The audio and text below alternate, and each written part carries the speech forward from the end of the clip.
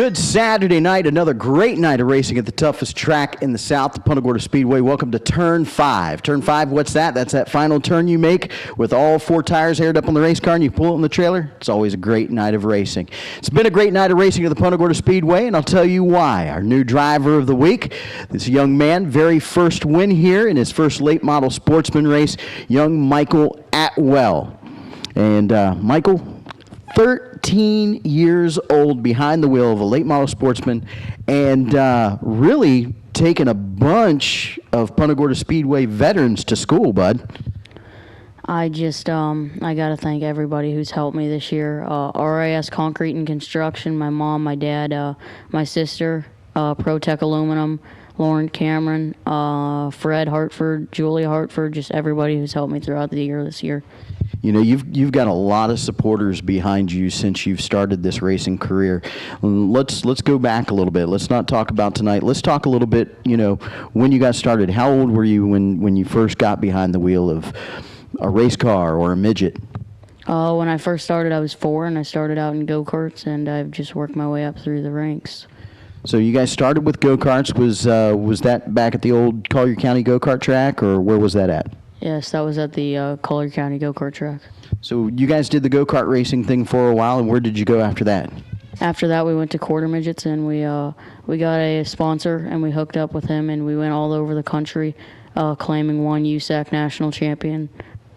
You know, that's pretty impressive for a young guy right out of the box, taking those championships. I mean, was it kind of cool pulling in somewhere and people going, okay, that's the guy to beat? I always wanted to have a name like that. And so, you know, you guys got done with the Quarter Midgets and then cut your teeth on some Bandoleros and some Pro Truck and some rookie trucks, right? Yes, we ran the last race for the Pro Truck, and that was the last race we ran, and it was a 50-lapper. And we came all the way from the back to second. So how did the deal come about with you getting behind the wheel of a late model sportsman here at the Punta Gorda Speedway? Well, my dad has known Roger Smith, my sponsor, for a long time, and he had a car sitting up in his shop. And my dad said, "Why don't we see if he can practice it or see what he can do?" And it's turned into this. So the rest is history, and tonight was just the first notch in the belt of many, correct? Correct.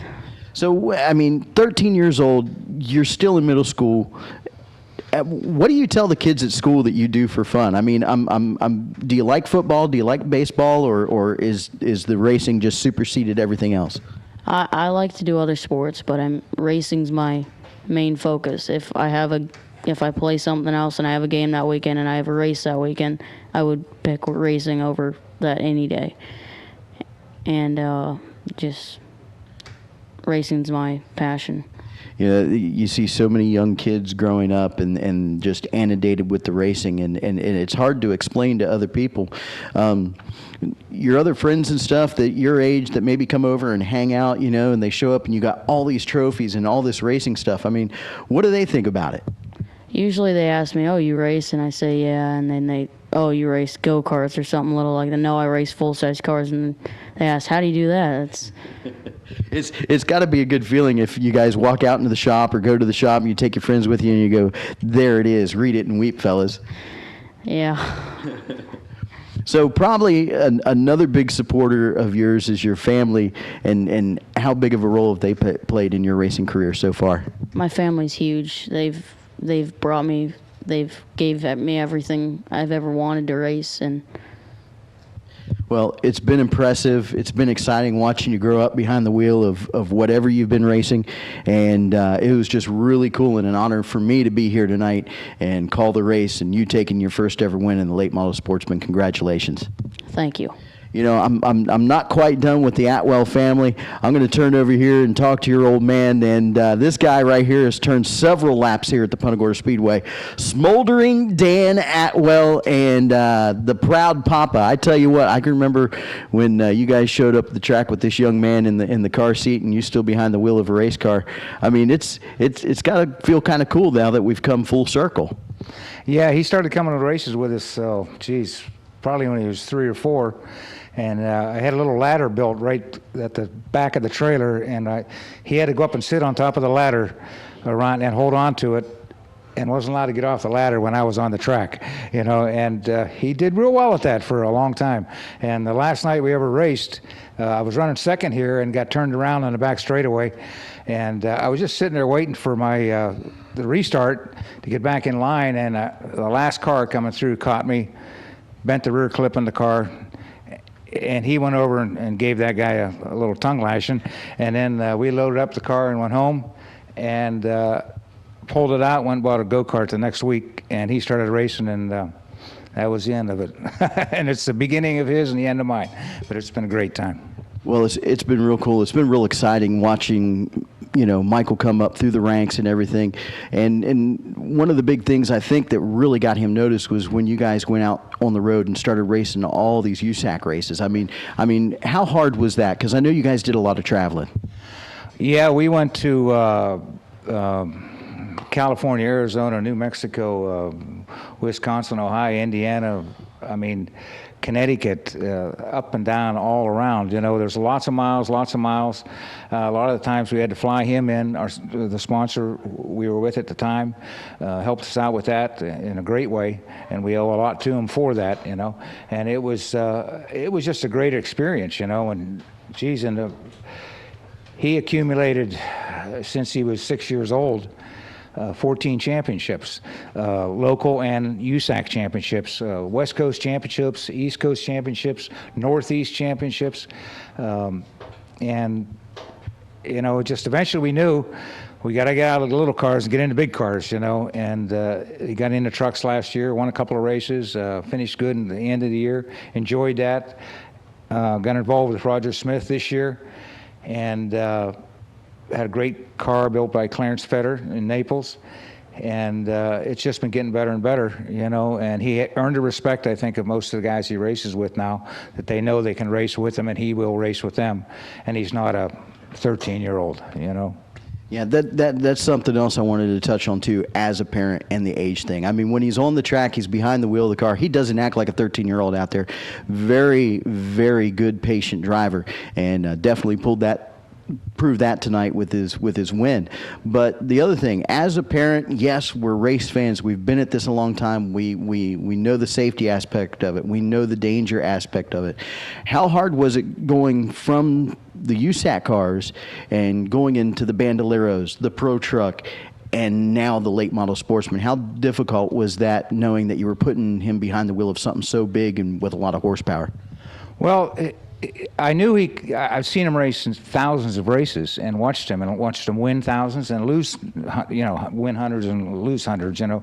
But I knew that he could do it because I knew the desires there, and I knew he wanted to do it. So I knew he could do it. But you just get nervous because you don't know how much tolerance others will have for him, you know, because he is still learning regardless. You know, every day's a learning experience right up until whenever, you know. So he's done a great job, and it makes me extremely nervous every race he's in, even when it was little cars, big cars, whatever. But a race like tonight, the more laps he ran, the more I realized he's got this thing in control. All I can do is just talk to him on the radio and clear him and tell him everything's okay, keep going, do my job, and he was doing his. There was no doubt about that.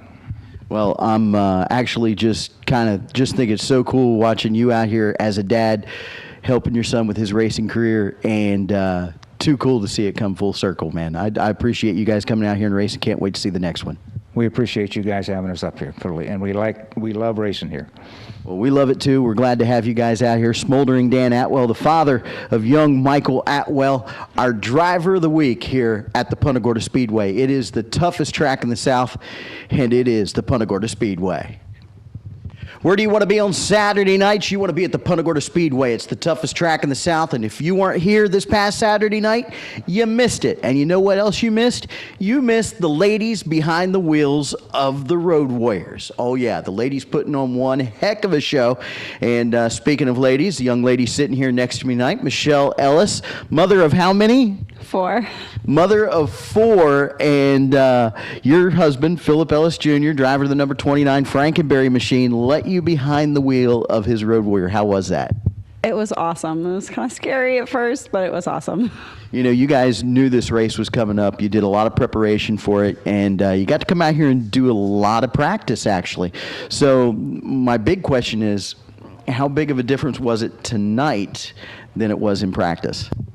It's a little different because most of the time I practice during the day, so the dark makes a big difference. It also makes a difference that I didn't practice with anybody else on the track, so it's different aspect with cars out there. But We talked a little bit after the Sunday when you guys came up here and ran some laps and everything. You said it was probably the most exciting thing you've ever done, right? yes, it definitely was. So I know the butterflies then had to be pretty massive. How were the butterflies tonight when you jumped behind the car? Actually, I was pretty calm by the time I got behind the car. I was ready to go. Okay, and I guess the other part of it is how was your husband's reaction? Was he seriously trying to coach you along, or was he all right with it? He was actually pretty good with it. When we practiced, especially because it was the first time I was out, they let me put an earpiece in to practice, and he was very calm and was really good. And then tonight, he was pretty calm, and he was surprised I did as good, missing the wreck on the front stretch. Yeah, that was pretty wild too. What was going through your mind when that happened? Not to hit her, and then when I turned not to hit her, not to hit the winner circle. It was definitely exciting seeing all the girls out there behind the wheel tonight. It's a lot of fun. It's something different for the fans, and it's something different because the ladies finally get a chance to see what it's like that their husbands or boyfriends and everybody go through. Who do you think was more nervous tonight in your family? Your husband, your kids, or anybody else in your family, or were you more nervous? My mother-in-law. It was probably the most nervous out of anybody. I think I saw her several times pacing back and forth down there with the kids and everything. Yeah, she paces a lot especially when he's out there. She does as well. So, How did the kids handle it tonight? Were they excited about Mom being out there behind the wheel of the car? they were. I was told that Ryan kept saying, "Go, mommy, go! Go, mommy, go!" It's so now you know what it feels like from the other side of the steering wheel, and now you kind of maybe get a little bit more better understanding why the guys spend so much time in the garage and everything. I do. I understand completely why he wants to come out here all the time, and why he's working on the car to get it fixed to come out for the next time. So what was the biggest thing you learned in the past few weeks preparing for this, or even from tonight? I learned why he has the passion to come out here every week, because it's exciting. The thrill is exciting, and you just want to get more. Well, do you think you're going to do it again? I would love to do it again if he'd let me. Do you think you'd ever get a race car and race against him? That would actually be fun. That might be scary. You might try to. Would you wreck your own husband for a win? Of course not. I say that, but maybe. I don't know. Probably not. Well, I think it's real cool that you got it. You got up there, mother of four, got the fire suit on, got behind the wheel. I'm glad you had a good time. We can't wait to see you guys do it again. Thank you. Anybody you want to thank tonight? I want to thank my husband and my father-in-law, Billy Bigley, who also helped me, Wild Designs, our sponsor, End Zone, Gulf Coast Auto Salvage, and of course my mother-in-law, who watches my kids and my kids. It was definitely exciting. Thank you so much for coming up here and hanging out with us on Turn 5. All right, thank you. Michelle Ellis, wife of Road Warrior driver Philip Ellis, and now Road Warrior driver herself, a mother of four. That's too cool. That's too cool. I like that. But we can't wait for her to do it again. And a lot of ladies getting involved. We're going to talk to another one here in just a few minutes. It's Turn 5 racing from right here at the toughest track in the South, the Punta Gorda Speedway. Here we are back again at Turn 5 racing, that last turn off the track when all the tires are aired up on the car and you can put it back on the trailer. That means it's been a good night of racing. How you doing? I'm your track announcer, Racing Jason Beckner, and another episode of Turn 5 almost in the books, but we don't want to forget about this young lady right here. The ladies were running the Road Warriors tonight, and she is definitely not a rookie behind the wheel, and it's not because you haven't been behind the wheel in a couple years, but it's like a bicycle. You don't forget how to do it, do you, Don? No, it actually came right back to me. It was pretty awesome. Don Jerica sitting here with us tonight. Her dad, Don Jerica, did a lot of electrical work here around the track over the years, and we've all been a permanent fixture. You're one of the original racetrack brats, right? Yep, definitely been out here since I was probably 4 or 5. Oh gosh, probably even born. I don't know. Now you're making me feel old. No, we've all been out here, haven't we? Yeah, way back with Smith and Jones Racing. Oh my gosh, I do.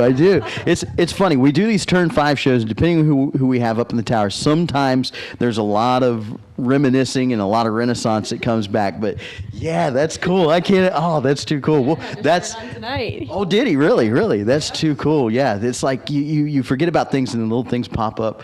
But this isn't the first time you gotten behind the wheel of the car doing the switch off race with your dad. And we were talking a little bit earlier. Them cars have been in mothballs for a while. Yeah, it's been over 2 years since them cars have been even ran, and the first time we was out, we actually won the first time we ever did the men and the women switch off. Is it tough getting back behind the wheel of the car? Because I know how much you love racing, and I know how much you love getting behind the wheel of them race cars. Is it tough getting out at the end of the night wishing you could bring the car back out the next weekend and race? Yeah, actually, they kept telling me, take it out for the 15-15, the switched race, one way and one the other. I'm like, nah. But yeah, you don't even want to get out of the car after the race. You want to keep going. You guys have been at this a long time. You come from a long line of it's a racing family. You guys have been at this a long time.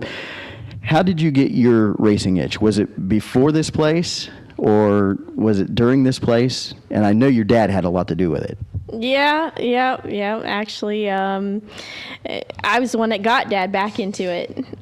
He just needed something to do, and I kept itching. And one New Year's Eve, I said, "Come on, Dad, come on, let's do the switch off race," and got him back into it. And then he raced that season for a good while, and that was it. It was just something I knew. He kept all the stuff in the garage. He had probably 3 cars if you put it all together. It's like, come on, I know you're hanging on to that stuff for a reason, so let's go racing, right? You think he's going to probably go twist some wrenches and do some more racing this year? We'll see. We'll see if I can throw him a bone and kind of itch him to do it or not. Push him in the right direction. Come on, let's go racing. Let's go racing.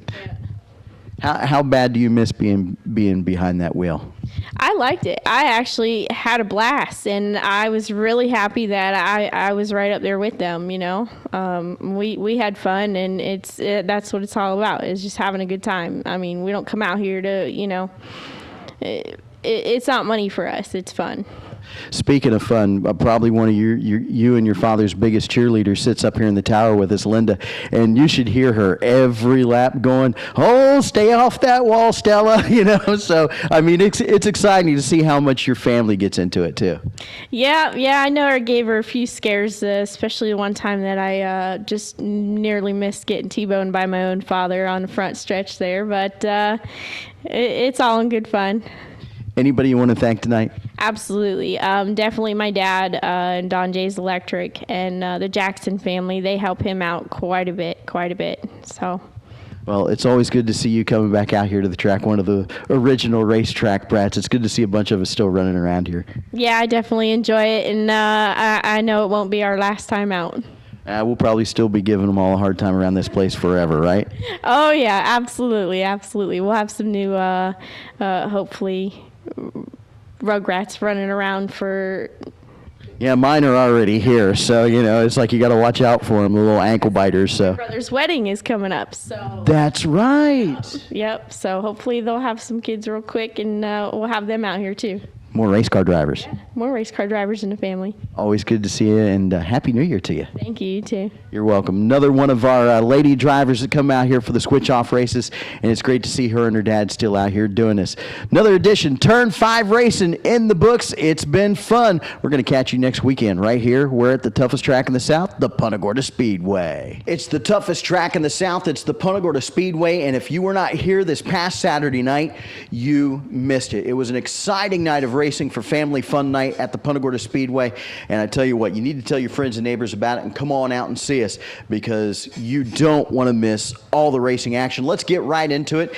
Kicking it off this past Saturday night at the Punta Gorda Speedway, the late model sportsmen were in the house, and it was exciting. A first-time winner coming out on top, and a young man behind the wheel, 13 years old, young Michael Atwell coming home the winner, and he is the son of a former driver here at the racetrack, smoldering Dan Atwell, and it's a chip off the old block, and Michael doing a great job bringing it home as the winner. Finishing second, one of the racetrack's very own, King James Dubose out of Arcadia, finishing second, and another name we hadn't heard in a while behind the wheel, the number 22 machine out of Cape Coral, Danny Yates finished third. So it was all the veterans chasing the young guns. It was a lot of fun with the late model sportsmen.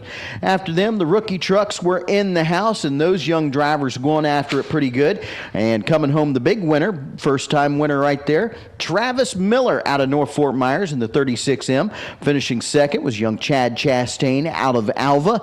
And finishing third, the 00 machine, Corey Bigley. So it was an exciting race for them. Then we got into the family fun night of racing, some crazy racing for you. Right off the top, the Cowboy Cadillacs were in the house, and it was half and half. 15 laps one direction, 15 laps the opposite direction. Coming out on top, Mike Bialacki in the number 92, and finishing second, Mike True out of Port Charlotte in the 26 machine. And I do believe Lance Sober finished third, but he had a little bit of an accident there, didn't show up in the winner's circle. After them, it was the Pro Force turn to do half and half, one way the right direction, the other way the wrong direction. Coming home the winner on that, Stephen Babcock out of Punta Gorda. Spike got it done. Finishing second out of Lehigh Acres was Alex Teston. I'm sorry, that was Justin Teston behind the wheel. And Johnny Mara out of Cape Coral, the 99 machine. Johnny Murray coming home in third place. And once they were done, the Pro Trucks were up to bat. It was a very exciting 75-lap Pro Truck race, and from the drop of the green flag, from the drop of the checkered flag, coming out on top, Josh Williams out of Port Charlotte, driving the orange number 6 machine, coming home the winner, and finishing second, the 14B, another Port Charlotte driver, Michael Burns getting the job done. He was out front for a long time, finally came up just a little bit short, and then finishing third out of Vero Beach, the young lady coming from the back to the front a couple times, Whitney Poole with a new sponsor on board. That was too cool. Good luck and a good job to her. Once they were done, it was the switch-off race, the men and women switch-off race with the Road Warriors, and that was pretty exciting. Some new faces actually coming over from the dirt track. J.R. Fitch, the Whistler out of Vero Beach, teaming up with Whitney Poole in the male-female switch-off Road Warrior race, getting the job done with his number 9 machine, and finishing second was Becca Monopoly and Christopher Loney in the switch-off race, and finishing third was, who was in third? It was Justin Teston out of Lehigh Acres, and also Janine Perkins out of Lehigh Acres, and they finished third in the 13 machine. So that was a lot of fun seeing those drivers come out here doing the switch-off race. Last race of the night, the Road Warriors half and half race, which means they went half one way, half the other, the right way and the wrong way. And when it was all shaken down and finished in the end, the Whistler, J.R. Fitch, coming home the winner out of Vero Beach in the number 9 machine, and finishing second, Christopher Loney out of Naples in the 33, and finishing third, the number 97, the Nokomis Connection, Chris Scott, back out again. Well, it was a lot of fun at the races. You don't want to miss all the racing excitement here at the Punta Gorda Speedway because it is racing excitement at the toughest track in the South. It's the Punta Gorda Speedway.